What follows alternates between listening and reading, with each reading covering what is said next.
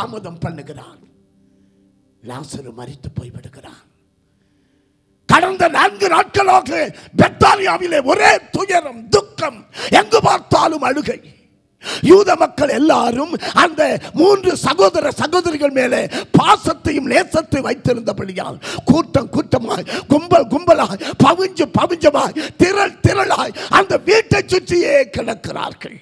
அன்றைக்கு 4வது நாள் திடீரென்று ஒரு சம்பவம் நடக்கிறது. வானங்களை, புவனங்களை, அந்த சராசரங்களை படைத்த அருள்நாதர் இயேசு கிறிஸ்து அந்த கிராமத்தை நோக்கி வந்து கொண்டிருக்கிறார் என்ற செய்தி கேட்கிறது.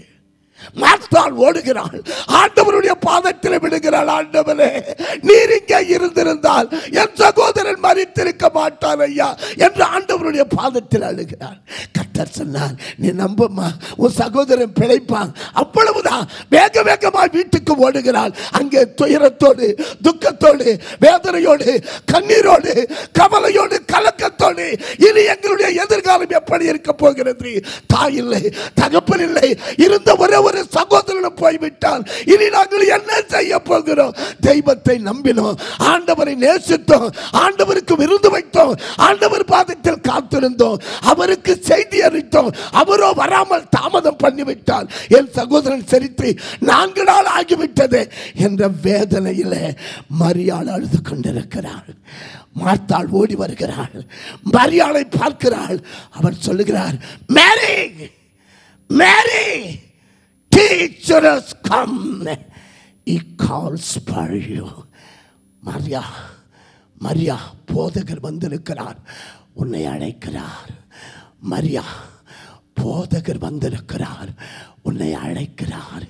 இந்த அருமையான கால வேளையில் துக்கத்தோடு வந்திருக்கிறாயோ, துயரத்தோடு வந்திருக்கிறாயோ, வேதனையில் வந்திருக்கிறாயோ, கடன்பட்டு கண்ணீர் வடித்து கலங்கி நின்று இனி என் சூழ்நிலை என்னவாகும், என் வேலை என்ன ஆகும், என் கோர்ட்டு கேஸ் என்ன ஆகும், என் பிள்ளையின் காரியங்கள் என்ன ஆகும், என் சூழ்நிலை இப்படி ஆகிவிட்டது, பட்டிருக்கிற வியாதியின் படுக்கை என்னவாகிவிடுமோ என்று கலங்கி தவிர்த்து ஒரு மூலையிலே கதறிக்கொண்டிருக்கிறாயா? ஆண்டவராகிய கர்த்தருடைய வார்த்தை சொல்லுகிறது. யோவான் சுவிசேஷம் 11ஆம் அதிகாரம் 28ஆம் வசனம் சொல்லுகிறது, மரியாள், போதகர் வந்திருக்கிறார், உன்னை அழைக்கிறார், உன்னை அழைக்கிறார். இந்த நல்ல நாளிலே கர்த்தரை ஆராதிக்கும்படி அப்பாவுடைய சமூகத்தில் வந்திருக்கிற என் அன்பு சகோதர, அருமை சகோதரி, கர்த்தரால் மீட்கப்பட்ட, கர்த்தரால் ரட்சிக்கப்பட்ட, கர்த்தரால் அபிஷேகிக்கப்பட்ட இம்மானுவேல் பிரைஸ் சபையில் ஆண்டவரை தரிசிக்கிற, ஆராதிக்கிற வாய்ப்பு பெற்ற தேவனுடைய பிள்ளையே, இன்றைக்கு நீ எந்த சூழ்நிலையில் வந்திருக்கிறாயோ எனக்கு தெரியாது, ஆவியானவர் அறிவார். 4000 கிலோமீட்டர்களை தாண்டி இந்த இடத்திற்கு நாங்கள் வந்திருக்கிறோம். 3 ஞாயிறு என்னை அழைத்த பாஸ்டர் பொன்னியாவிடத்தில் கேட்ட, ஐயா எப்படியாகிலும் ஒரு ஞாயிறு நாங்கள் மரியாதைக்குரிய போதகர் ஐயா சபைக்கு போயாக வேண்டும் என்று கேட்டோம். எங்களுக்கு அந்த வாய்ப்பு கிடைத்தது. இன்றைக்கு உங்களோடு வந்திருக்கிறேன். I came with a good news. My brothers and sisters, you may be going through sorrows, suffering, disbelief and hopelessness. I got a good news today, this morning, in this wonderful service, after the greatest dynamic worship, the Lord is here. He calls for you. மகத்தான ஒரு ஆராதனை, மகிமையான பாடல்கள். இந்த இடத்துல நாங்கள் 8 மணிக்கு வந்துட்டோம். இங்கே ஒரு கூட்டம் முந்தி கட்டுவோம் என்று சொல்லி they were binding the mighty man in the name of Jesus so that we can rob the precious souls from his captivity. சத்துருவின் பிடியில அகப்பட்டு சுகம் இழந்து, சமாதானம் இழந்து, சந்தோஷம் இழந்து, ஆண்டவர் கொடுக்கிற ஆசீர்வாதங்களை இழந்து தவித்துக் கொண்டிருக்கிற மக்களை மீட்டெடுக்க வேண்டும். ஆண்டவரே, இந்த ஆராதனை அதற்கு ஆயத்தமாக இருக்க வேண்டும் என்று ஒரு கூட்டம் ஜெபிச்சுக்கிட்டு இருந்துச்சு. இங்கே சாட்சி சொன்னாங்க, அருமையான ஐயா, 4-5 பேருடைய சாட்சி. எல்லாவற்றிலும் நான் நோயாக இருந்தேன், நான் பேரற்று கிடந்தேன், நான் பிரச்சனையோடு இருந்தேன். என் ஆண்டவர் எனக்கு சுகம் கொடுத்தார். எல்லா ஜபத்தால் நடந்தது, எல்லா ஜபத்தால் நடந்தது. அவங்கள கூப்பிட்டேன், இவங்களை கூப்பிட்டேன், அவங்களுக்கு லெட்டர் போட்டேன். இல்லை இல்லை இல்லை, இந்த சபை எதை செய்ய வேண்டுமோ அதை சரியாக செய்யும்படி இந்த போதகர் ஐயா உங்களுக்கு கற்றுக் கொடுத்திருக்கிறார். கர்த்தரை நன்றியோடு துதிக்கிறேன். When troubles come, when sorrows comes on our way, there is only one thing God expects from you and me. That is, we must call upon the healer of the Creator. இந்த சுரித்தை குலைக்கிறவரும் நம்மை சிரிச்சித்தவருமாகிய அந்த தெய்வத்தை கூப்பிட வேண்டும் என்பதுதான் இறைவனுடைய விருப்பம். ஆமென் சொல்லுங்க, அல்லேலூயா சொல்லுங்க, அல்லேலூயா சொல்லுங்க. மார்த்தா ஓடி வந்து சொல்றா, மரியா, போதகர் வந்திருக்கிறார், உன்னை அழைக்கிறார். அருமையானவர்களே, மரியா என்ற பேர், மேரி என்ற பேருக்கு எபிரேய அர்த்தம் மேரி மீன்ஸ் டவர், மேரி மீன்ஸ் டெம்பிள். மரியாள் என்று சொன்னால் கோபுரம், ஆலயம், கோயில் என்று அர்த்தமா? அல்லேலூயா சொல்லுங்களேன், சத்தமா சொல்லுங்களேன். வேதாகமத்தில் 2 கோயில் பேர் எழுதியிருக்கு. 1 2 நாளாகமும் 5:7 சொல்லப்பட்டிருக்கிறது. சாலமோனும் தாவீதும் கொட்டி கொட்டி தங்கத்தாலேயே கட்டினாங்க பொற்கோவில். வேதம் சொல்லுகிறது, அந்த திறப்பு விழாவுக்கு 22,000 ஆடுகள், 1,20,000 ஆடுகள் வெட்டப்பட்டு அன்றைக்கு ஆராதனை நடந்ததான். Bible says it's because of the glorious cloud the priests were unable to enter into the holy sanctuary to serve. மகிமையின் மேகம் ஆலயத்தை மூடினபடியால் ஆசாரியர்கள் உள்ளே சென்று ஊழியம் செய்ய முடியாத அளவுக்கு சாலமோன் ஜெபிச்ச போது மகிமையின் மேகம் இறங்கினது. இது முதல் ஆலயம்.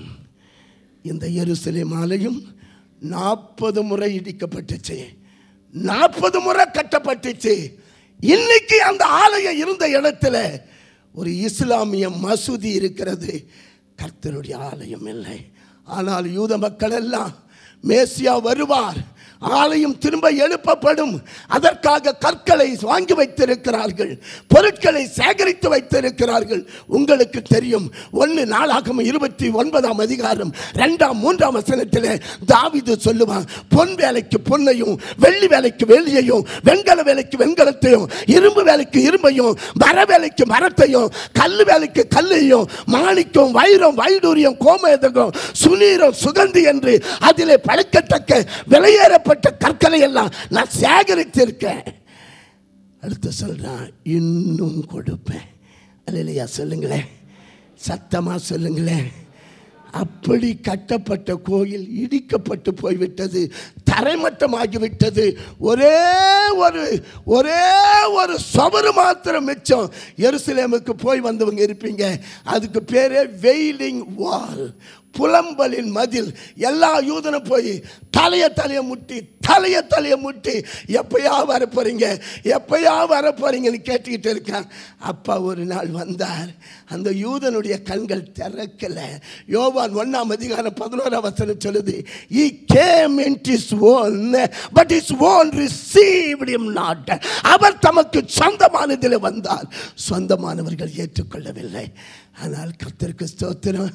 லூக்கா 10ஆம் அதிகாரத்தில் ஏசப்பா பிரேயர் பண்றார், ஆண்டவரே இது ஞானிகளுக்கும் கல்விமான்களுக்கும் மறைச்சி பாலகருக்கு வெளி. எல்லாரும் பலமா ஒரு கைத்தட்டல் கொடுங்க, பலமா ஒரு கைத்தட்டல் கொடுங்க. ஐயா ஐயா ஐயா, நல்ல வேலையை தேடணும், நல்ல பொண்ணை தேடணும், படிக்க நல்ல கோர்ஸ், ஸ்கூலை, காலேஜை தேடணும், வாழ ஒரு நல்ல வசதியான ஒரு இடத்தை தேடணும், போக ஒரு ஆலயத்தை தேடணும். ஆனால் கும்பிட ஒரு தெய்வத்தை நம்ம தேடவே இல்லை. பைபிளில் ஏசப்பா சொன்னார், நீங்கள் என்னை தேடலையா, நான் உங்களை தேடி வந்தேன். நீங்க கர்த்தரால் தேர்வு செய்யப்பட்டவர்கள். ரோமர் 8ஆம் அதிகாரம் 30ஆம் வசனம் சொல்லுகிறது, அவர் யாரை முன்குறித்தாரோ அவர்களை அழைத்தார், யாரை அழைத்தாரோ அவர்களை மகிமைப்படுத்தி இருக்கிறார். எபேசியர் 1:4 சொல்லுகிறது, பிதாவாகிய அந்த சர்வ வல்ல தேவனிடத்திலே அன்பு கூறுகிறதற்காக இந்த பூமி அஸ்திவாரம் போடுகிறதற்கு முன்பதாகவே கர்த்தர் நம்மை தெரிந்து கொண்டாரா? அல்லேலூயா சொல்லுங்க, அல்லேலூயா சொல்லுங்க. ஏசாயா 43:1 சொல்கிறது, யாக்கோபே உன்னை சிருஷ்டித்தவரும் இஸ்ரவேலே உன்னை உண்டாக்கினவருமாகிய உன் தேவன் சொல்லுகிறார், உன்னை பேர் சொல்லி அழைச்சேன், நீ என்னுடையவன். அல்லேலூயா. எரேமியா 1:5 சொல்லுது, தாயின் வயிற்றில் இருக்கும் பொழுது நீங்க இந்த துதியின் சபையில் நீங்கள் அங்கத்தினராக இருக்க வேண்டும் என்று அப்பா உங்களை தெரிஞ்சு கொண்டாரா? எரேமியா 3:14-15 வாசித்து பாருங்க. ஆண்டவருடைய வார்த்தை சொல்லுது, ஊருக்கு ஒருவனையும் வம்சத்துக்கு 2 பேரையும் தேர்வு செய்து சியோனுக்கு அழைச்சு வருவேன், என் இதயத்துக்கு ஏற்ற மேய்ப்பனை உங்களுக்கு கொடுப்பேன். மரியாதைக்குரிய நம்முடைய போதகரையா, தேவனுடைய இதயத்துக்கு பிரியமானவரே, அவரு உங்களுக்கு எனக்கு மினிஸ்ட்ரி பண்ணணும்னு சொல்லி அப்ப அவரை ஏற்படுத்தி இந்த காலகட்டத்தில் உங்களையும் என்னையும் ஆண்டவர் கொண்டு வந்திருக்கிறார். பலமா பலமா பலமா கைகளை தட்டி ஆண்டவரை மகிமைப்படுத்துங்க. தேவ பிள்ளையே, ஒரு ஆலயம் கட்டப்பட்டது, அந்த ஆலயம் இடிக்கப்பட்டது, இன்னொரு ஆலயம் இன்றைக்கு எழும்பி இருக்கிறது. அந்த ஆலயத்தை எந்த கொம்பனால அழிக்க முடியாது. அவன் எவ்வளவு பெரிய சர்க்காதிகாரியா இருக்கலாம், அவன் எவ்வளவு பெரிய ஆட்சி பொறுப்பில் இருக்கலாம், அவன் எப்படிப்பட்ட அதிகார வரம்பில்லாத வானளவு அதிகாரம் பெற்றவனாக இருக்கலாம், அவனை அதனால் ஒன்றுமே செய்ய முடியாது. மத்தேயு சுவிசேஷம் 16:16-18 வரை வாசித்து பாருங்கள். I will build my church upon this rock, the gates of hell shall not prevail over it. நான் என் சபையை கட்டுவேன், இந்த கல்லு மேல கட்டுவேன், அதன் வாசல்களை பாதாளத்தின், நரகத்தின், பிசாசின், பேயின், சத்துருவின் வாசல்கள் மேற்கொள்ளாது. கைகளை இன்னொரு முறை பலமா தட்டி ஆண்டவருக்கு நன்றி செலுத்து தேவ பிள்ளையே. எது அந்த ஆலயம்? எது அந்த ஆலயம்? 1 கொரிந்தியர் 3:16. உங்களுக்கு எல்லாம் தெரியும் கொரிந்தியர்கள் எல்லாம் எப்படிப்பட்டவன். கொரிந்தியர்கள் ஒரு காலத்தில் கிரேக்கர்களுக்கு அடிமையாக இருந்தான். கொரிந்தியர்கள் ஐரோப்பிய நாட்டுக்காரனுங்க. அவனுங்க ஒரு காலத்தில் ரோமானியர்களுக்கு அடிபட்டு கிடந்தான். கொரிந்தியர்கள் ஒரு காலத்தில் பெலிஸ்தியர்களும் மேதியர்களுக்கும் அவர்கள் ஒரு காலத்தில் அடிமைப்பட்டு கிடந்தார்கள். தானியேல் 2 நீங்க அதை படிப்பீங்க. பாபிலோன் ராஜா அவன் ஈராக் அதிபர் தள்ளப்பட்டான். யார் வருவாங்கன்னு உங்களுக்கு தெரியும். அதில் ரோமர்கள் வருவான், கிரேக்கர் வருவான், கடுத்து ரோமர் வருவான். அருமையானவர்களே, அப்படிப்பட்ட கிரேக்க பட்டணத்தில் அறிவை நம்பினார்கள், செல்வத்தை நம்பினார்கள், வீரத்தை நம்பினார்கள். நீங்கள் தமிழ்நாட்டுக்கு வந்தால் எடுக்கிற சினிமா படத்தில் கூட அதை காட்டுவான். கல்வியா செல்வமா வீரமா, கல்வியா செல்வமா வீரமா. கிரேக்கர்கள் எல்லாம் தத்துவத்தை நம்பினான். அரிஸ்டாட்டில், பிளாட்டோ, சாக்ரட்டிஸ் இவனுடைய தத்துவம் தான் அவனுக்கு. அந்த தத்துவம் என்ன? உன்னை அறிந்தால் உலகத்தில் போராடலாம். அதான் அவனுடைய தத்துவம். No your self. உனக்குள்ள சக்தி இருக்கு, அதை உசுப்பிட வழிபாரு. வைரமுத்து வரிகள். இவனெல்லாம் என்ன சொல்றான்? மனுஷனுக்குள்ள ஏதோ இருக்கிற மாதிரி அதை நீயே உசுப்பி தட்டி எழுப்பிடலான்னு சொல்லிக்கிட்டு இருக்கான். ஆனால் தீமோத்தேயுவில பவுலடியார் சொல்றான், சரீர முயற்சி அற்ப பிரயோஜனம். எல்லாரும் சொல்லுங்க, சரீர முயற்சி. வள்ளுவன் சொன்னான், தெய்வத்தால் ஆகாது எனினும் முயற்சி தன் மெய் வருத்த கூலி தரும். கடவுளாலேயே முடியலன்னா கூட நீ உழைச்சு பாரு, நீ மேன்மை அடையலான்றான். ஒரு சினிமா கவிஞர் சொன்னான், மாடா உழைக்கிறேன், ஓடா தேயிறேன், வாழ்க்கை உயரவில்லை. தேவ பிள்ளையே, பவுலடியா சொல்றான், தெய்வ பக்தியோ இம்மைக்கும் மறுமைக்கும் பலனுள்ளது. கைகளை தட்டி கர்த்தருக்கு நன்றி செலுத்துங்க. Mary teacher is here. He calls for you. போதகர் வந்திருக்கிறார். உன்னை அழைக்கிறார். கவலையில் இருக்கிறாங்க, கண்ணீரில் இருக்கிறாங்க, இழப்பில் இருக்கிறாங்க, நம்பிக்கை இழந்திருக்கிறாங்க, நாளை எப்படி விடிய போகிறது என்ற கேள்வியோடு இருக்கிறாங்க. அவர்களுக்கு தேவை போதனை அல்ல, அற்புதம். ஆனால் ஏசப்பா ஒரு அற்புதத்தை செய்கிறதற்கு முன்பதாக முதலாவது அவர் போதனையை தான் தருவார். ஆமென் சொல்லுங்களேன், அல்லேலூயா சொல்லுங்களேன். ஐயம்மா, இது கடைசி காலம். இப்போ நடந்துக்கிட்டு இருக்கிற இஸ்ரேலிய யுத்தத்தை பார்த்தாவே உங்களுக்கு தெரியும், உக்ரைன் யுத்தத்தை பார்த்தாவே உங்களுக்கு தெரியும், அப்பப்போ வந்து போகிற போர்களை பார்த்தாவே தெரியும். 1951 வருஷம் ஆகஸ்ட் மாதம் 31ஆம் தேதி உங்களுடைய நாடு விடுதலை பெற்றது. ஒருத்தர் ஜெபம் பண்ணுறாரு, ஆண்டவரே எங்கள் நாட்டுக்காக, எங்கள் பிரதமருக்காக, எங்களுடைய ராஜாக்களுக்காக, எல்லா சுல்தான்மார்களுக்காக நன்றின்னு ஜெபம் பண்ணார். ஏன்னா பவுலடியான் தீமோத்தேயுக்கு சொல்கிறான், நீ முறுமுறுப்பு இல்லாமல் சுத்தமாக சந்தோஷமாக நீ வாழணும்னு சொன்னான். உன்னை ஆளுகிறவர்களுக்காக பிரார்த்தனை பண்ணு, ஜெபம் பண்ணு, விண்ணப்பம் பண்ணுன்னு சொன்னான். அதை நீங்கள் செய்யறீங்க, அது நல்லது. அல்லேலூயா சொல்லுங்களேன், அல்லேலூயா சொல்லுங்களேன். இன்றைக்கு ஆண்டவர் உங்களை தேடி வந்திருக்கிறார். மேரி, அந்த பேர் உங்களுக்கும் சொந்தம். ஏன்னா 1 கொரிந்தியர் 3:16 கல்வியை நம்பினா, வீரத்தை நம்பினா, செல்வத்தை நம்பின கொரிந்தியர்கள் இயேசு தான் தெய்வம்னு வந்து மனம் திரும்பி மூழ்கி ஞானஸ்தானம் பெற்று பரிசுத்த ஆவியை பெற்று ஒரு திருச்சபையாக உண்டாயிட்டாங்க. 1 கொரிந்தியர் 2 கொரிந்தியர் புஸ்தகத்தை படித்தாவே உலகத்தில் கிறிஸ்தவ சபையில் எத்தனை பிரச்சனை இருக்குதோ அத்தனை பிரச்சனையும் அங்கே இருந்திருக்கும். உலகத்தில் ஒரு சபைக்கு எத்தனை நெருக்கடி போராட்டம் இருக்குமோ அவ்வளவு கொரிந்தியரில் எழுதியிருக்கும். அப்படிப்பட்ட கடிதத்தை பவுல் எழுதும் பொழுது அவன் சொல்கிறான், don't you know you are the temple of God and the spirit of Holy Ghost lives, abides, indwells in you. நீங்களே தேவனுடைய ஆலயம் என்றும் தேவனுடைய ஆவியாகிய பரிசுத்த ஆவியானவர் உங்களுக்குள்ளே தங்கி இருக்கிறார், வாசமாக இருக்கிறார், வாழ்ந்து கொண்டிருக்கிறார் என்று உங்களுக்கு தெரியாதான்னு கேட்டான். அல்லேலூயா சொல்லுங்க, அல்லேலூயா சொல்லுங்களே, அல்லேலூயா சொல்லுங்களே. மேரி, மேரி சபையே, போதகர் வந்திருக்கிறார். உங்கள் போதகரை நான் நேசிக்கிறதுக்கு ஒரு பெரிய காரணம், இந்த கடைசி காலத்தில் ஒவ்வொரு ஊரில் ஒரு உபதேசம் வந்துருச்சியா. எங்கே பாரு தீர்க்க தரிசனம், எங்கே பாரு ஆட்டு, எங்கே பாரு பாட்டு, எங்கே பாரு அது இதுன்னு மாறி போச்சு. ஆனால் இந்த சபை அவருடைய பிரசங்கங்களை எல்லாம் பாஸ்டர் மகிமதாஸ் என்றவர் அடிக்கடி டிவியில் யூடியூப்பில் போடுவார். அப்பப்போ பார்ப்பேன். இந்த தேவ மனுஷன் வசனத்தை மையப்படுத்துகிறவர். இன்னைக்கு உங்களுக்கு சொல்லிட்டு போகிறேன்.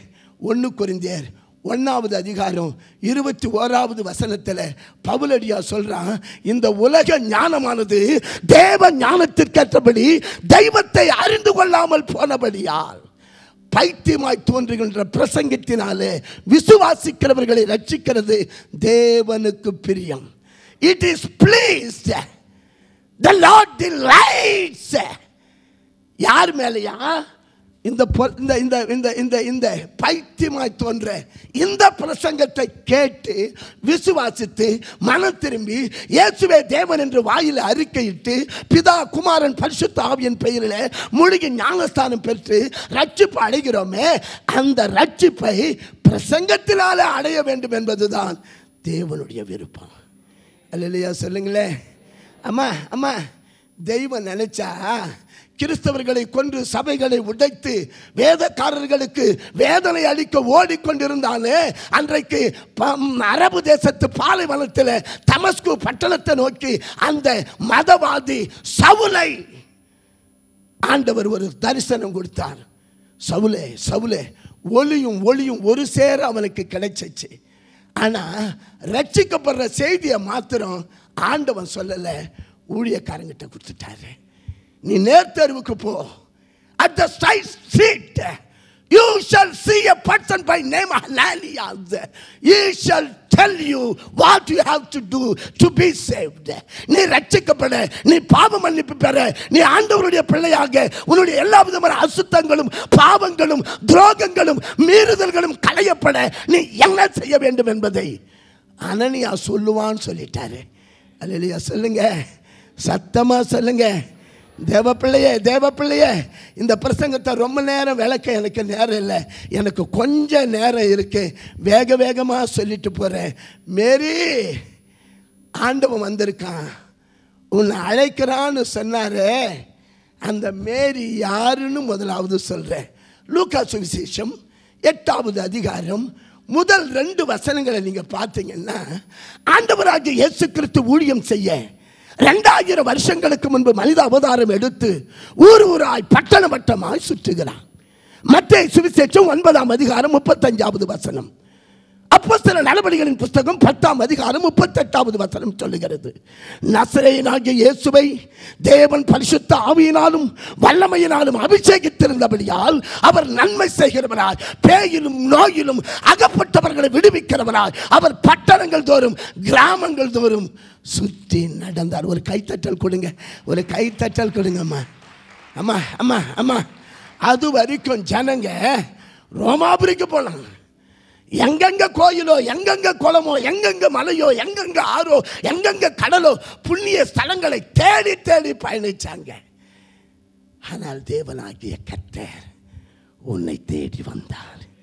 லூக்கா சுவிசேஷம் 19:10 சொல்லுகிறது, இழந்து போனதை தேடவும் ரட்சிக்கவும் இயேசு வந்தார். 1 தீமோத்தேயு 1ஆம் அதிகாரம் 15ஆம் வசனம் சொல்லுகிறது, பாவிகளை ரட்சிக்க இயேசு கிறிஸ்து உலகத்தில் வந்தார். 1 யோவான் 3ஆம் அதிகாரம் 8ஆம் வசனம் சொல்லுகிறது, பிசாசின் கிரியைகளை அழித்து போட இயேசு கிறிஸ்து உலகத்தில் வந்தார். எபிரேயர் 4ஆம் அதிகாரம் 14-15 சொல்லுகிறது, காலமெல்லாம் மரண பயத்தால் கட்டுண்டு கிடந்த மனித குலத்தை மீட்டெடுக்க கர்த்தராகிய இயேசு உலகத்தில் வந்தார். மத்தேயு சுவிசேஷம் 18ஆம் அதிகாரம் 11ஆம் வசனத்தை குறித்து வச்சுங்க. அந்த வசனம் சொல்லுது, கெட்டு போனதை ரட்சிக்க, கெட்டு போனதை ரட்சிக்க, கெட்டு போனதை ரட்சிக்க இயேசு கிறிஸ்து உலகத்தில் வந்தாரா? மோரிஸ் தர வரலாமா? மோரிஸ் தர கொஞ்சம் உலகம் மேலே வரலாமா? சாதிசனம் மறந்துட்டாலும் மறந்திடாதவர், ஜோதிகளின் பிதாவாம் இயேசுவானவர்.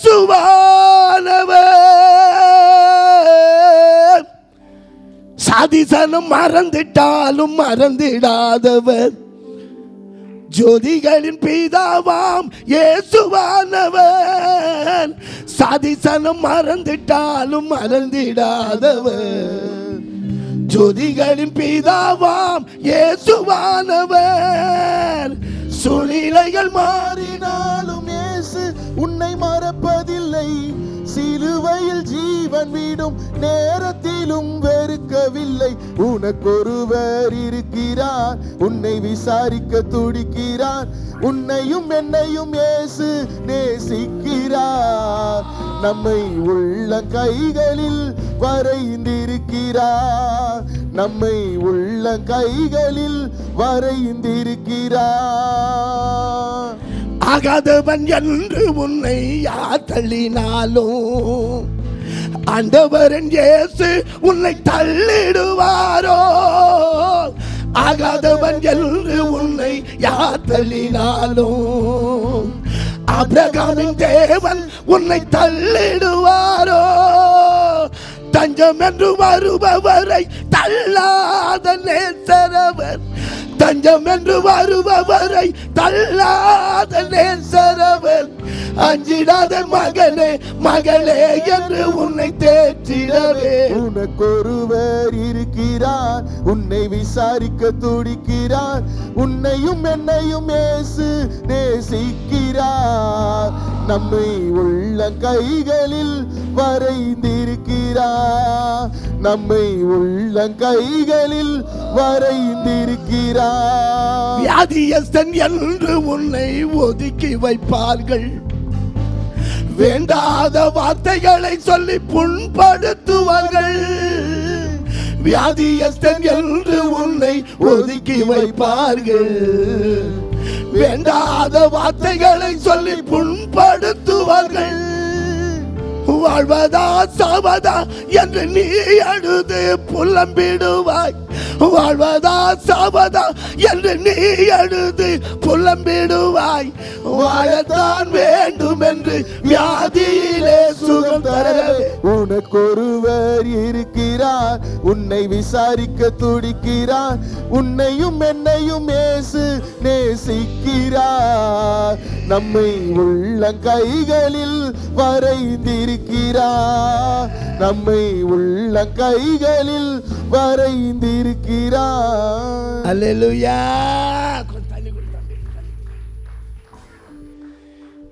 தேவ பிள்ளையே, Mary, the master, the teacher, the healer, Jesus had come.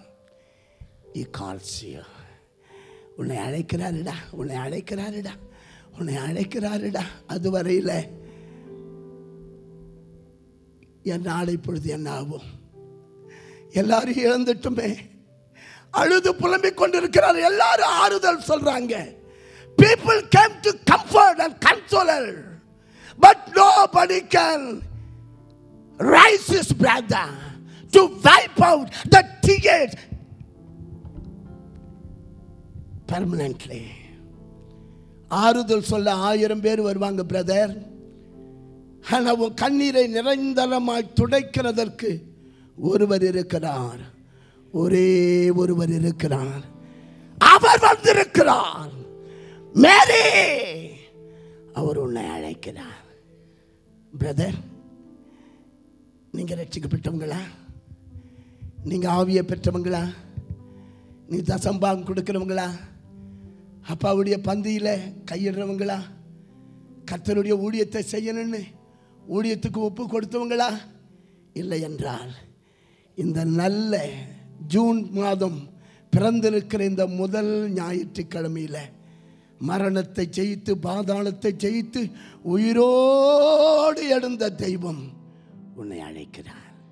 அம்மா அம்மா, எத்தனை லட்சம் மில்லியன் டாலர் கடன்பட்டு இருந்தாலும் நீ கலங்க வேண்டாம். நேற்றுக்கு முந்தின நாள் யூபோவில் ஊழியம் செஞ்சேன். ஒரு கோடீஸ்வரர் என்னை கொண்டு வந்து ரயிலில் ஏற்ற வந்தார். அவர் 5000 பாட்டு எழுதியிருக்காராம். அவரை பாகவதர்ன்னு தான் கூப்பிடுவாங்களாம். அவர் சொல்கிறார், ஐயா 48 மில்லியன் கடன் பட்டுட்டேன். 500 மில்லியன் ரூபாய் பெருமானம் உள்ள என் எஸ்டேட்டு நாளைக்கு ஏலம் போகும்போது எனக்கு ஒன்றும் செய்ய தெரியலையா? நான் ஆண்டவரை ஏற்றுக்கிட்டு இருந்த புது விசுவாசியா? ஆண்டவருடைய சமூகத்தில் விழுந்து விழுந்து அழுதையா, ஏசப்பா இந்த பூமியில் அண்ணன் தம்பி யாராலும் எனக்கு இவ்வளவு தர முடியாதுயா. 400 தருவாங்க, 4000 தருவாங்க, 40,000 கூட தருவாங்க ஐயா. 48 மில்லியன் கொடுக்க முடியாது. நாளைக்கு ஏலம் போதப்பா ஜோமனிக்கிட்டே இருந்து அப்படியே அமர்ந்து தூங்கிட்டாரான். திடீர்னு ஒரு சத்தம் கேட்குதான், வேதத்தை படி. அவர் வேதத்தை திறந்து பார்த்தா அதில் 41 அதிகாரம் ஏசாயா வசனம் வந்துச்சான். திகையாதே, கலங்காதே, நான் உன் தேவன், நான் உனக்கு உதவி செய்வேன். I would help you. ஒரே ஒரு வசனம் மகிழ்ச்சியா படுத்து தூங்கிட்டாரா. அருமையானவர்களே, காலையில் அவங்க லாயர் வராராம் இவரை கூட்டிட்டு போயிட்டதுக்கு. அப்பொழுது அவங்க அலுவலகத்திலிருந்து அக்கௌண்டன்ட் ஓடி வராங்களா. ஐயா இங்கே பாருங்க, இங்கே பாருங்க, இங்கே பாருங்க, ஒரு என்வலப் வந்திருக்குதான். அது பணம் தான் அவருக்கு தெரியும். என்ன இருக்க போகுதுன்னு திறந்து பார்க்குறாரா. அவருக்கு தேவை 48 மில்லியன். 50 மில்லியனுக்கான 2 செக் அதில் இருந்துச்சு. அவரிடத்தில் என் ரட்சிப்பின் கதையை சொன்னேன். எங்கள் வீட்டில் 7 பிள்ளைங்க. என் பேர் ரகுபதி.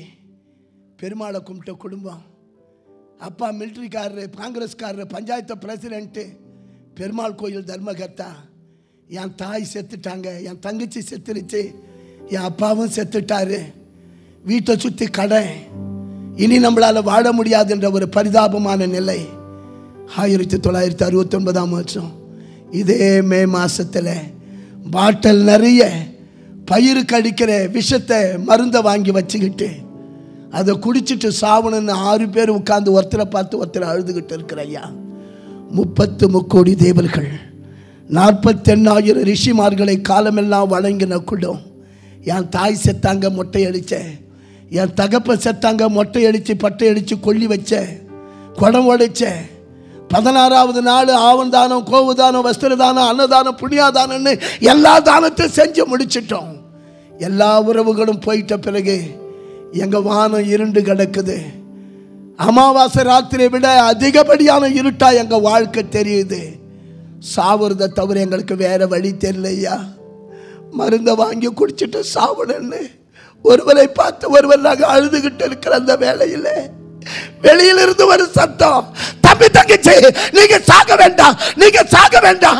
என்கிட்ட ஒரு சாமி இருக்கிறாரு, அவர் பேரு இயேசு சாமி. அவர் நல்லவர், அவர் வல்லவர், அவர் உங்களை படைச்சவர், அவர் உங்களை காப்பாற்றுவாரு, அவர் உங்களை கைவிட மாட்டாரு. நீங்க சாக வேண்டாம், நீங்க சாக வேண்டாம்னு ஒரு பிரசங்கியார், ஒரு சுவிசேஷகர் எங்க வீட்டுக்குள்ள ஓடி வந்தாரு.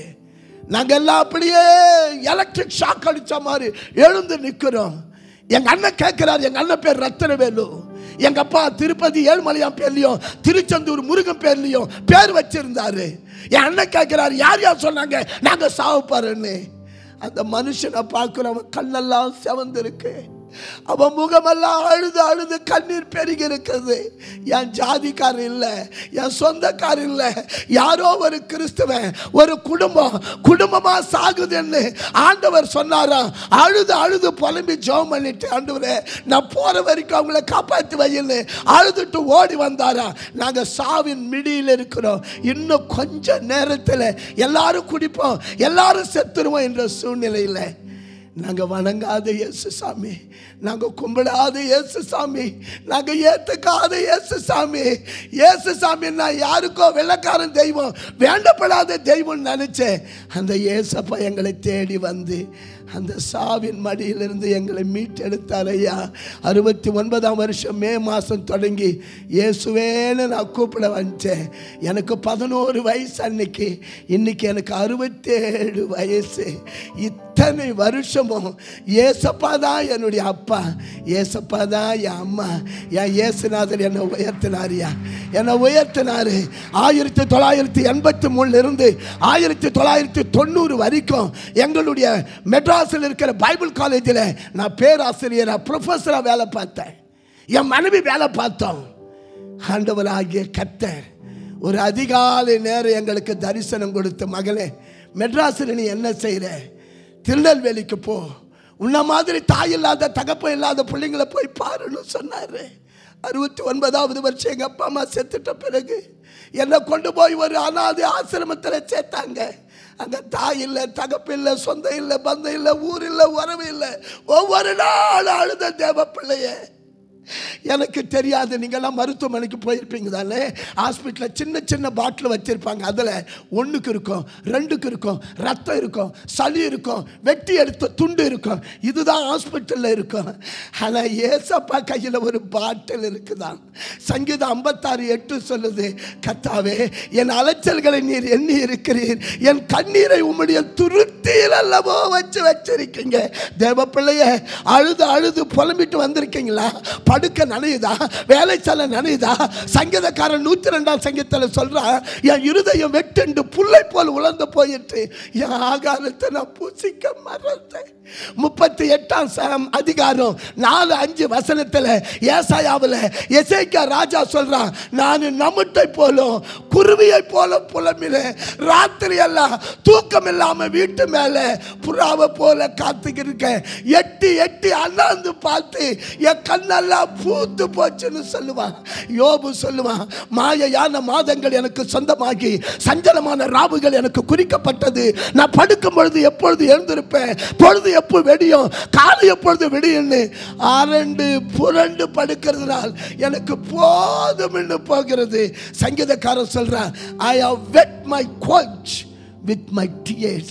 என் படுக்கைய என் கண்ணீரில் நினைச்சேன். பரிசுத்த ஆவியானவர் சொல்றார், இந்த அனுபவத்தோடு ஒரு சிலர் இங்கே இருக்கிறீர்கள். அம்மா, என் கண்ணீரை நிரந்தரமாக துடைச்ச ஏசப்பா இன்னைக்கு உன் கண்ணீரை துடைக்க வந்திருக்கிறார். மரியா மரியா மரியா மேரி என்று அழைத்து அவளுக்கு நிரந்தர கண்ணீரை துடைக்க வழி செய்த என் அப்பன் இயேசு இன்றைக்கு உன்னை அழைக்கிறார். உனக்கும் மேரி தான் பேரு.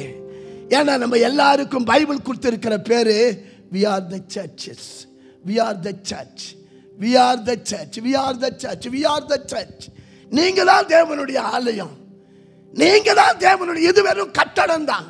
இது மழைக்காக வெயிலுக்காக நம்ம வந்து போற இடம், நம்ம ஐக்கியப்பட ஆண்டவன் கொடுத்திருக்கிற இடம்.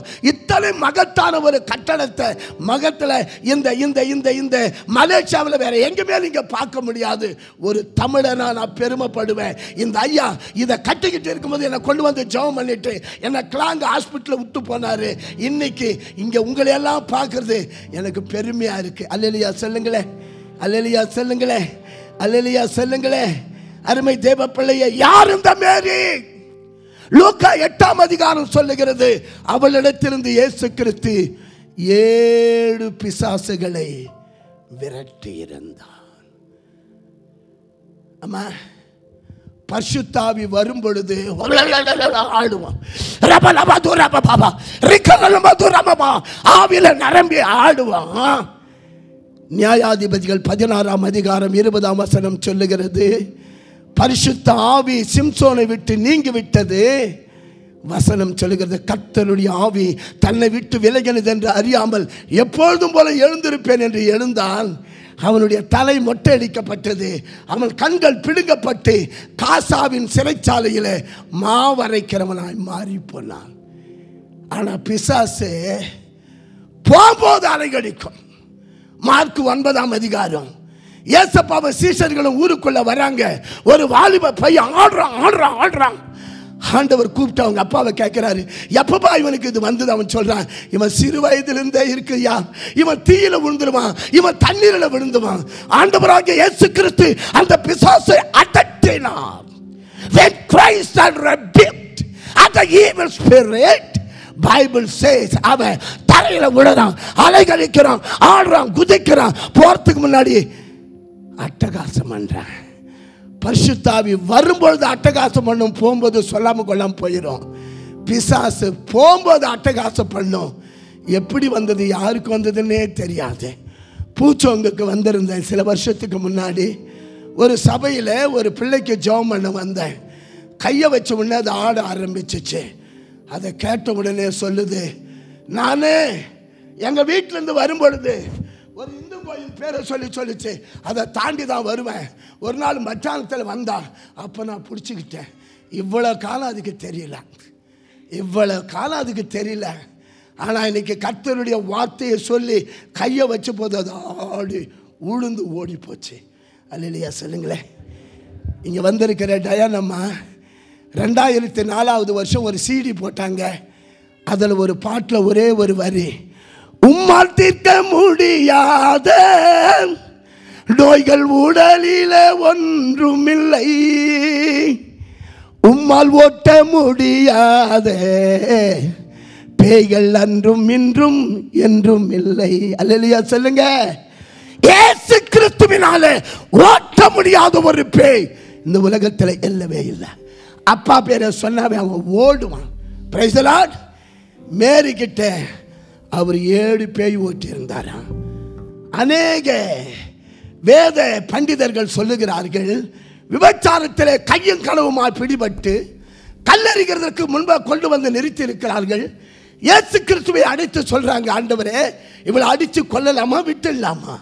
இயேசு கிறிஸ்து பாவ மன்னிப்பை பேசினார், குற்றம் செய்தவர்களை மன்னியுங்கள் என்று சொன்னார். ஒருவேளை இவளை விட்டுருங்கன்னு சொன்னா, அப்ப விபச்சாரம், வேசித்தனம், அசுத்த காம விகாரம் செய்ய நீர் அனுமதிக்கிறீரான்னு கேட்கலாம். அல்லது கொன்னுடுங்கன்னு சொன்னா பிறகு எப்படி நீங்க பாவிங்களை ரட்சிப்பீங்கன்னு கேட்கலாம் என்ற கேள்வியை மனதில் வைத்துக் கொண்டு அவர்கள் கேட்கிறார்கள். என்ன செய்யலாம்? வேதம் சொல்லுகிறது, பகவான் தரையிலே குனிந்து எழுதினாராம். நிமிர்ந்து பார்த்து சொன்னார், உங்களிலே பாவமே செய்யாதவன் முதல் கல்லை போடுனாரா. எல்லா பையனும் ஓடி போயிட்டானா? அல்லேலூயா சொல்லுங்க. அவதான் மேரி. பேயில் இருந்தா, சாவில் இருந்தா, பகவான் அவரை மீட்டு எடுத்துட்டாரு. அந்த மேரி ஏசப்பா கிட்ட வந்துட்டாரு. 3 காரியத்தை சொல்லிதா. அதை சொல்லி நான் முடிச்சிடறேன். 3 நிமிஷத்தில் முடிக்கிறேன். முதல் காரியம் லூக்கா 10ஆம் அதிகாரம் 40, 41, 42 சொல்லுது. ஏசப்பா வந்தாரா? மார்த்தா அலுவலா போயிட்டு சமைச்சாலா? மரியா மாத்திரம் ஆண்டவர் பாதத்தில் உட்கார்ந்து சத்தியத்தை கேட்டுக்கொண்டே இருந்தாளாம். Mary was invited. Mary was called. Why? Because she has to sit at the feet of the Creator and listen what he has got to say about the kingdom of heaven. இயேசு கிறிஸ்துவினுடைய பாதத்தில் உட்கார்ந்து தேவனுடைய ராஜ்யத்தை குறித்து அவர் என்ன சொல்லி இருக்கிறார் என்பதை கேட்பதுதான் மரியா உங்களை அழைச்சதனுடைய நோக்கம். ஆமென் சொல்லுங்க. அல்லேலூயா சொல்லுங்க. ஐயா, யூடியூப்ல 1000 பிரசங்கம் கிடைக்கும். டிவியை தட்டி விட்டா 1000 பிரசங்கம் வரும். அதை கேட்டுக்கிட்டு உட்கார்ந்துடாதீங்க. எபிரேயர் 10:25 சொல்லுது, அநேகர் சபை கூடுதலை விட்டு விடுவதை போல நீங்க விட்டுறாதீங்க. சபை என்பது ஆண்டவர் ஸ்தாபித்தது. ஆண்டவர் இதனுடைய தலை. ஆண்டவர் இந்த இடத்துல ஒவ்வொரு ஞாயிற்றுக்கிழமை நீங்கள் 8:30 வருவீங்கன்னா அவர் 6 மணிக்கே வந்து இங்கே ரெடியாகி நிற்பார். என் பிள்ளை கண்ணீரோடு வருமோ, கவலையோடு வருமோ, வியாதியோடு வருமோ, கடனோடு வருமோ, பிரச்சனையோடு வருமோ, கோர்ட்டு கேஸோடு வருமோ, வேலை இல்லாத வருமோ, என்னவா இருந்தாலும் ஆண்டவர் அதை மாற்றி உன்னை சந்தோஷப்படுத்தி அனுப்ப வேண்டும் என்பதற்காகவே கிறிஸ்து இந்த இடத்துல காத்திருப்பான். முதல் காரியம் அவருடைய பாதத்துக்கு வாங்க. இதுதான் அவருடைய பாதம். ஆமென் சொல்லுங்க. ஏசாயா 66:1 சொல்லுது, வானம் எனக்கு சிங்காசனம், பூமியில எல்லாம் அவருடைய பாதம் நிற்காது. திருச்சபையிலே தேவன் எழுந்தருளி இருக்கிறார். 122ஆம் சங்கீதத்தில் அவன் சொல்றான், வாங்க தேவாலயத்துக்கு போலான்னு சொன்னபோது எனக்கு சந்தோஷமா இருந்துச்சு.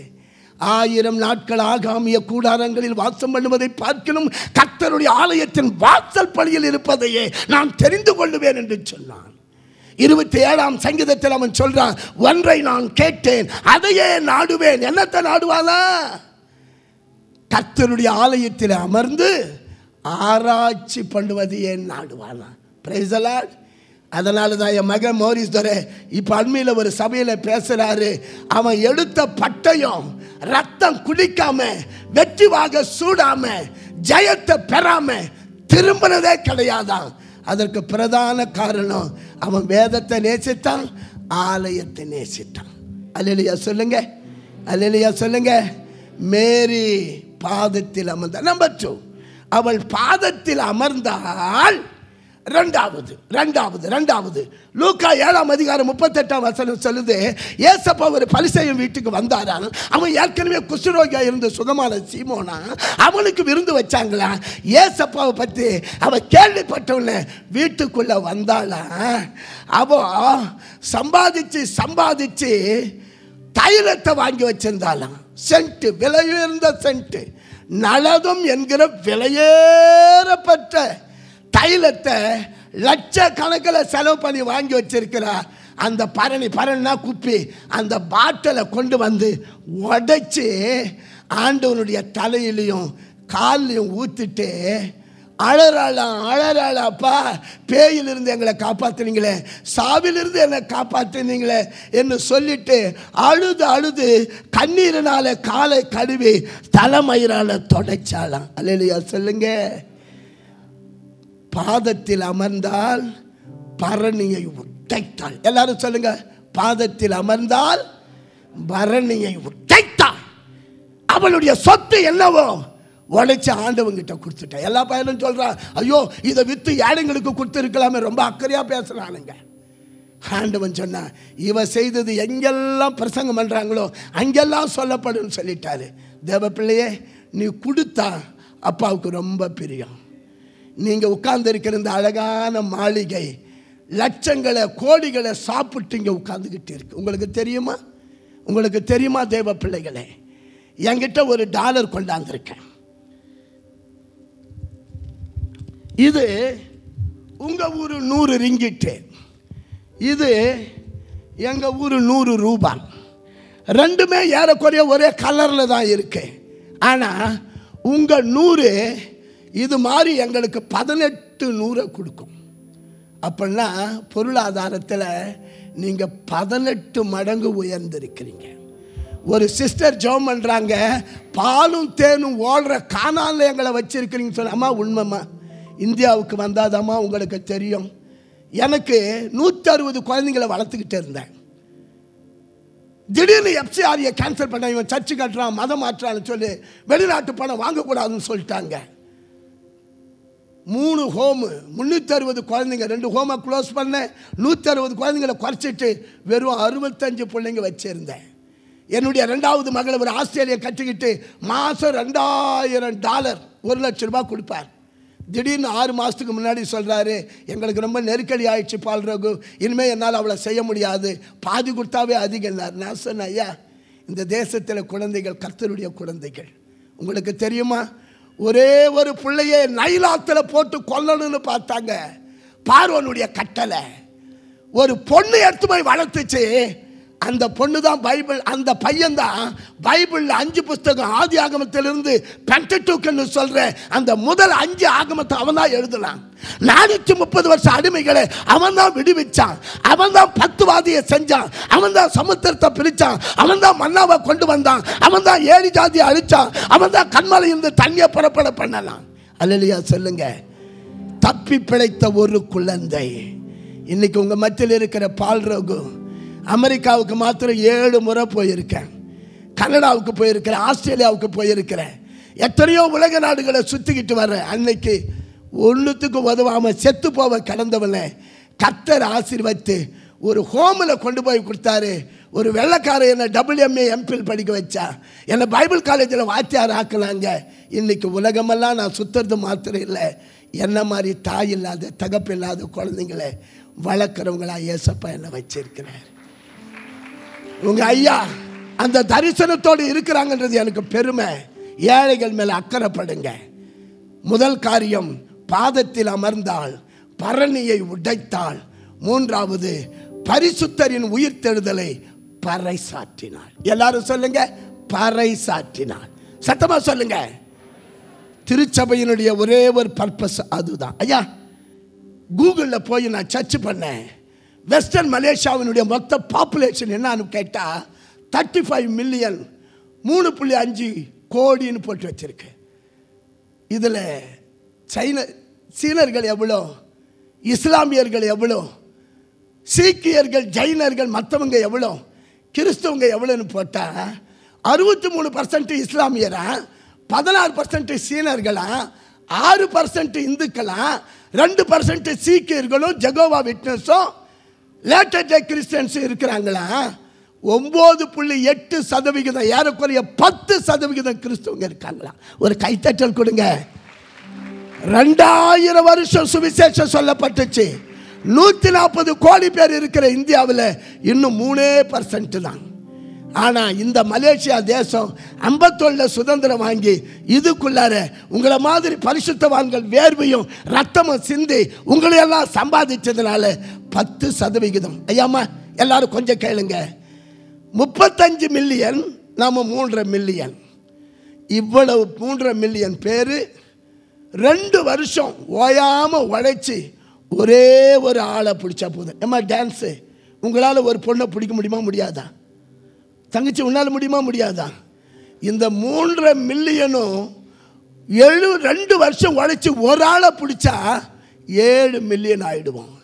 இந்த 7 மில்லியன் பேரும் உழைச்சி 2 வருஷத்தில் ஒருத்தரை பிடிச்சா 14 மில்லியன் ஆயிடும்.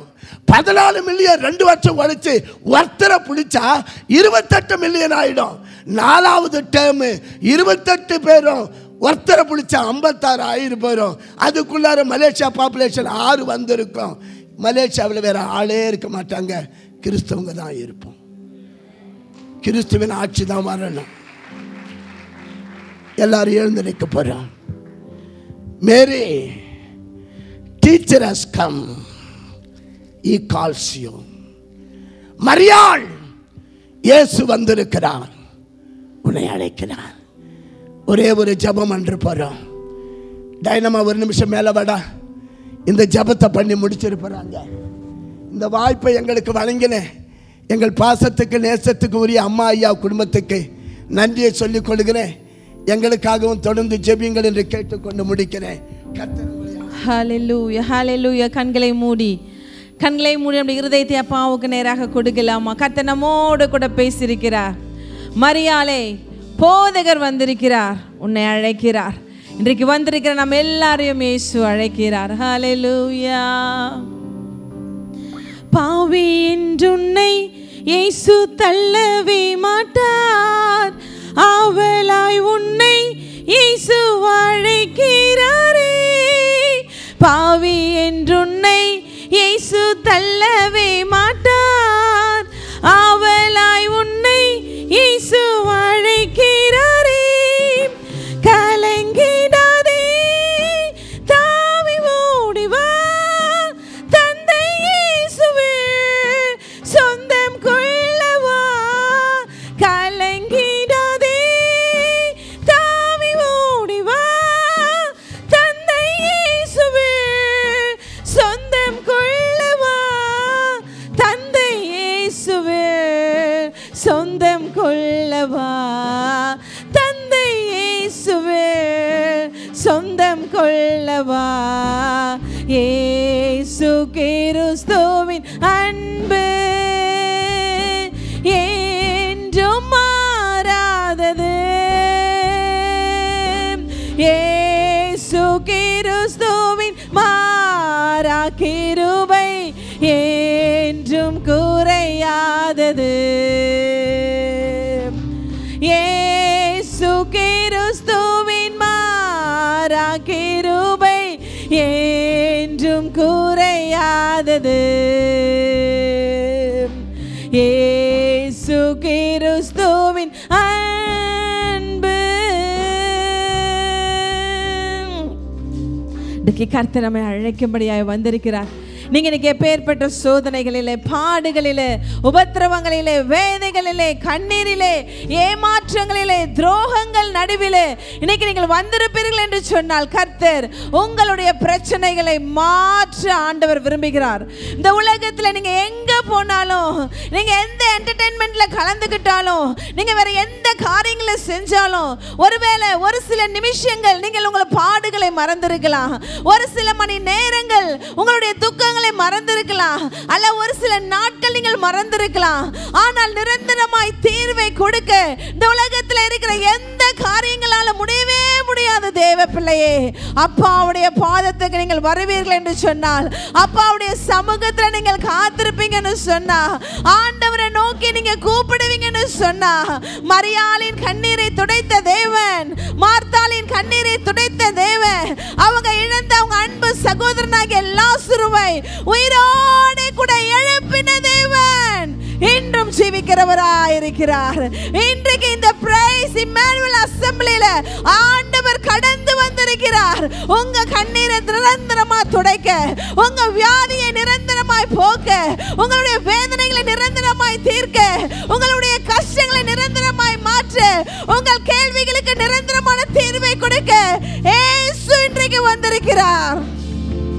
உங்களுடைய பாவமான வாழ்க்கை, ஆண்டவருக்கு முக்கியம் கொடுக்காத ஒரு வாழ்க்கை, ஆண்டவர் ஒருவேளை நீங்க நேசிக்காத வாழ்க்கை, அன்பு சகோதரனே சகோதரியே, ஒருவேளை ஏதாச்சும் ஒரு காரியம் ஆண்டவரை துக்கப்படுத்துகிற காரியம், அப்பாவை வேதனைப்படுத்துகிற காரியம், உங்களுக்காக சிலுவையில தன்னுடைய ஜீவனையே கொடுத்த அந்த தேவனுக்கு ஒருவேளை நீங்க கஷ்டத்தை கொடுக்கிறவங்களா இருப்பீங்கன்னு சொன்னா, இன்றைக்கு ஒரு மாற்றத்துக்குள்ள வாங்க, இன்றைக்கு ஒரு மன மாற்றத்துக்குள்ள வாங்க. அப்பா, உம்மை நான் இனி வேதனைப்படுத்த மாட்டேன் சுவாமி. அப்பா, உமக்கு பிரியமில்லாத காரியத்தை நான் செய்ய மாட்டேன், உமக்கு பிரியமில்லாத காரியத்தை நான் போக மாட்டேன், உம்முடைய பிரியமில்லாத மனுஷர்களோடு நான் இருக்க மாட்டேன் சுவாமி. நான் பிரித்தெடுக்கப்பட்ட சந்ததி, நாங்கள் ராஜரிக ஆசாரிய கூட்டம், நாங்கள் கர்த்தருக்கென்று பரிசுத்த வாழ்க்கையை நான் வாழுவேன். இன்னைக்கு ஒப்பு கொடுங்க, இன்னைக்கு ஒப்பு கொடுங்க. கர்த்தர் உங்களை ஆசீர்வதிக்க வந்திருக்கிறார். கர்த்தர் உங்களை ஆசீர்வதிக்க வந்திருக்கிறார். உங்களை விட்டு கொடுங்க, இன்னைக்கு விட்டு கொடுங்க. நம்ம எல்லாரும் ஜெபிக்க போகிறோம். ஒரு கண்ணும் திறந்திருக்க வேண்டாம், கண்களை மூடுங்க. அப்பா நான் என்னை ஒப்பு கொடுக்கிறேன்னு சொல்லுங்க. அப்பா நான் என்னை மாற்றிக்கொள்ள விரும்புறேன்னு சொல்லுங்க. ஆண்டவரே இருதயத்துல நீங்க வாங்கன்னு சொல்லுங்க. ஆண்டவரே உமக்காக நான் உண்மையா ஓடணும்னு சொல்லுங்க. அப்பா எங்க ஊழியக்காரங்களுக்கு கீழே நான் அடங்கி வாழணும்னு சொல்லுங்க. உங்க வார்த்தைக்கு நான் செவி கொடுக்கணும்னு சொல்லுங்க. உமக்காக நான் ஏதாச்சும் செய்யணும்னு சொல்லுங்க. ஹல்லேலூயா. இரக்கத்தில் ஐஸ்வரியமுள்ள அன்பின் பரலோக பிதாவே, வானத்துக்கு பூமிக்கும் ராஜாவே நன்றியோடு துதிக்கிறேன்ப்பா. நீர் காலைதோறும் மனுஷனை விசாரிக்கிறவரும் நாள்தோறும் புதிய கிருபைகளினால எங்களை நிரப்புகிற தெய்வமாய் நீர் இருக்கிறபடினால உமக்கு ஸ்தோத்திரமாப்பா. இன்றைக்கு நல்ல வார்த்தையை தூர தேசத்திலிருந்து கர்த்தர் அப்பா இந்த பிரைஸ் அசம்பிளிக்கு கொடுத்திருக்கிறீரே, உமக்கு நன்றி அப்பா. உம்முடைய சமூகத்தில் வந்திருக்கிற உம்முடைய ஜனங்கள் அப்பா ஒன்றுக்கும் குறைவில்லாதவர்களாய் வெட்கப்பட்டு போகாதபடிக்கு உம்முடைய பிள்ளைகளுடைய தலைகளை கர்த்தர் உயர்த்த வேண்டுமா ஜெபிக்கிறேன்ப்பா. வெட்கப்பட்ட இடங்களிலே, தலை குனிந்த இடங்களிலே உம்முடைய பிள்ளைகளுடைய தலைகளை கர்த்தர் எழும்ப செய்யுங்கப்பா. அவர்கள் இழந்தவைகளை கர்த்தர் திரும்ப ஆண்டவரே நீர் கொடுக்க வேண்டுமா ஜெபிக்கிறேன். ஒருவேளை சுகத்தை இழந்திருப்பார்கள் என்று சொன்னால், பொருளாதாரத்தை இழந்திருப்பார்கள் என்று சொன்னால், நிம்மதியை இழந்திருப்பார்கள் என்று சொன்னால், சமாதானத்தை இழந்திருப்பார்கள் என்று சொன்னால், இயேசுவின் நாமத்திலே உம்முடைய பிள்ளைகளை நீர் மீட்டுக் கொள்ள வேண்டுமா நான் ஜெபிக்கிறேன்ப்பா. ஆண்டவரே மார்த்தாள் மரியாளை தேடி வந்த எங்கள் கர்த்தர் இந்த நாளில் நம்முடைய பிள்ளைகளை நீர் தேடி வந்ததற்காக உமக்கு நான் நன்றி செலுத்துகிறேன் சுவாமி. இந்த நல்ல சந்தர்ப்பத்தை ஒருவரும் இழந்து விடாதபடிக்கு, இந்த நல்ல நேரத்தை ஒருவரும் இழந்து விடாதபடிக்கு தங்களுடைய ஆண்டவரே வாழ்க்கையை ஒப்பு கொடுத்து கர்த்தருடைய சமூகத்தில் நன்மையை பெற்றுக்கொள்ள இந்த பிள்ளைகளை ஆசீர்வதிப்பீராக. ஆண்டவரே பிள்ளைகளை தொடர்ந்து பயன்படுத்துங்கப்பா. காலம் கடைசியா இருக்கிறது. கர்த்தருடைய வருகை மிக சமீபமா இருக்கிறபடினாலே நாங்கள் ஒருவரும் வெட்கப்பட்டு போகாதபடிக்கு கர்த்தருக்காக ஒரு பக்தி வைராக்கியம் உள்ள வாழ்க்கை, கர்த்தருக்காக ஒரு புதிதாக்கப்பட்ட வாழ்க்கை வாழ அநேகருக்கு முன்மாதிரியாய், அநேகருக்கு சாட்சியாய், அநேகரை கர்த்தருடைய சமூகத்தில் வழி நடத்துகிறவர்களாய் எங்கள் ஒவ்வொருவரையும் கர்த்தர் நிறுத்த வேண்டுமாய் ஜெபிக்கிறேன்ப்பா. எங்களை தாழ்த்தி ஒப்பு கொடுக்கிறேன். கிருபையினால மறைத்துக் கொள்ளுங்க. அருமை இரட்சகர் இயேசுவின் மாறாத நாமத்தில் ஜெபிக்கிறேன் ஜீவனுள்ள நல்ல பிதாவே. ஆமென்.